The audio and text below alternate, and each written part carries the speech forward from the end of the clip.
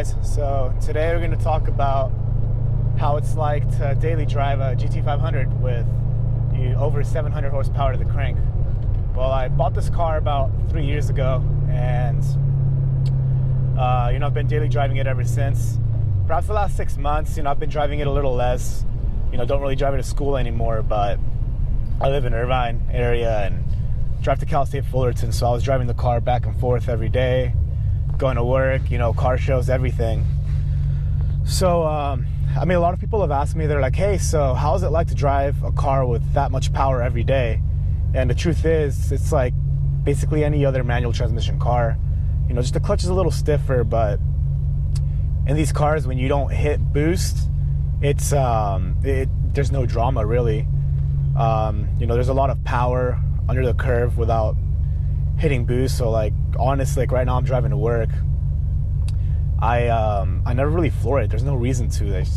Just like right now, I'm at a stoplight, gonna just take off, and you'll hit the speed limit in no time just driving normally.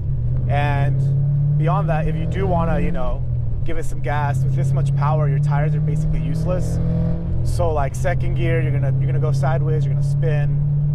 First gear, that goes without saying. It just goes, the RPMs shoot all the way up. You don't go anywhere.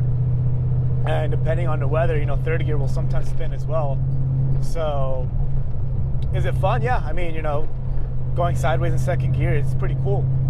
However, you don't really get anywhere faster, and it's kind of pointless.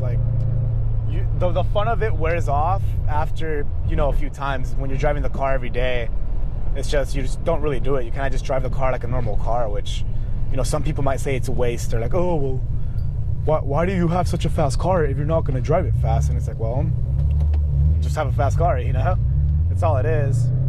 And then comfort wise, I did have the base seats in this car when I bought it, and now I have the Recaro seats, and I find them a lot more comfortable.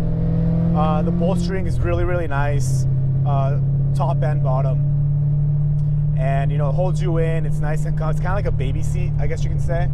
But the bolstering up top is not too much, so if you have broad shoulders, you can easily fit you need a little bench press right now if I wanted to. It's that spacious.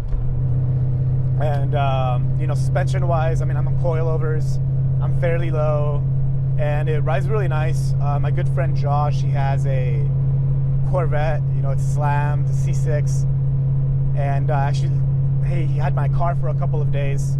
He's getting some stuff done for me, and he commented about how nice the car rode. He drove it from Garden Grove to, I think it wasn't Van Nuys, it was some city in LA. And he's like, yeah, man, the car's super comfortable. I love the seats. I love how it rides. And, it rides really well for being on low profile tires, being low. However, this car is very, very noisy. I'm assuming most of my viewers are being, pretty young. So that's really a non-issue. But, right now I have my seat down in the back, so the exhaust noise is amplified a little bit, but regardless, I've had 3 different muffler setups on here, and they all drone. You get a lot of clunks because it's a Mustang, so you'll have suspension noise, you'll have road noise, obviously exhaust noise, and when you hit it, blower noise. So how does that come into play? Well, when you're driving every day, you get used to it. You don't really notice it. Most of the time it drowns out by either having music on, or you just drive with the windows down and just listen to the exhaust. So that's really not an issue unless you have a passenger and you're trying to talk to them. That's when it becomes a problem. If someone was right here right now, at this point I can't talk to them. Right now, can't talk to them. It's not till I shift into 4th gear at 35 miles an hour. That's when I can kind of talk to them. So when you're just trying to speak to someone, you're left saying what constantly, and if you're gonna pick up a friend you haven't seen in a long time, or take a girl out on a date, you can essentially forget about talking on your way there and on your way back. So there's that. But yeah, that's basically all there is to it about how comfortable the car is to drive every day. Great seats, it's got Bluetooth, it's got satellite radio, It's comfortable. It's fast enough to, you know, pass some cars if you end up, you know, getting stuck behind a person driving half the limit. And you can do that without even hitting boost. So that's a really nice plus. It's really all you need in a daily driver. Now, how is it in traffic? This car's absolutely horrible in traffic. Like I said, when I'd be driving it to school, sometimes I'd get caught in rush hour on the way back, or actually the worst time was when I went to downtown LA. Just the way back was horrible. It was basically a gridlock, and just like the clutch isn't bad. It's not like a stage 3 clutch or anything. It's really manageable. It's not like an older, you know, 2000s Camaro or Mustang where you're doing like a calf workout every time you're driving the car anywhere. You know, the clutch is manageable, but when you're going 5-10 miles an hour, you're like clutch, gas.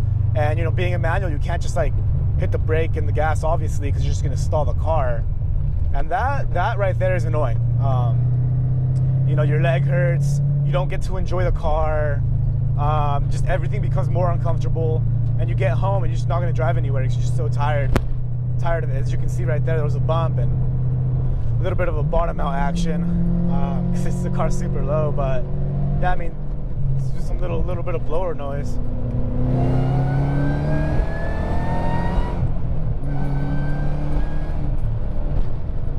Okay, that was quick. It's a good part about daily driving this car, you know? You get bored on your commute or anything, you want a little bit of excitement, you just downshift, and you know, that blower noise is intoxicating. The car pulls hard, and it's really nice being able to do that whenever you want to. So that's a huge plus on this car. But yeah, I mean, other than that, everything's chill. You know, just don't get, if you're gonna daily drive a GT500 with any sort of power, because I mean, this car when I bought it had, you know, 550 crank, or was it 540? It was 540. Then I did a pulley, an intake, and a tune, and made 537 wheel. And now finally, you know, with the upgraded blower on 91 octane, I'm making 640 wheel, and on E85, I'm making 720. Well, as I progress through the power levels, the car doesn't change on a daily basis. It only changes when you hit boost. You know, the car it obviously goes faster. But a little copster, good thing I'm going to limit. Yeah, but I mean, daily driving it, you know, the car behaves the same. It's not more drama if you're making another 100, 200, 300 horsepower over stock. It doesn't make a difference. You know, you'll be fine. It only changes the car when you're in boost. So yeah, I mean, if you're gonna daily drive a GT500, that's what you can expect. You can expect a comfortable car that, you know, gets you from point A to point B quickly. Just don't get caught in traffic, and expect to spend quite a bit of money on gas, since I'm averaging maybe, I'd say 13 to 15. I don't like floor the car everywhere, as you can see. Like, I'll do a pull here and there, but I'm not launching it off every stoplight. I'm just, you know, driving at a boost, and mostly city driving, so that's what it comes out to, about 13, 15, 16 if there's, you know, quite a bit of highway in there. But yeah, I mean, the best I've gotten was 22 going to LA and back with no traffic, but it's kind of just driving like a grandma. So that's it, guys. That's how it's like to daily drive a GT500 with over 700 horsepower, or really any power, to be honest. If you have any questions about the car or any suggestions, go ahead and drop them down below.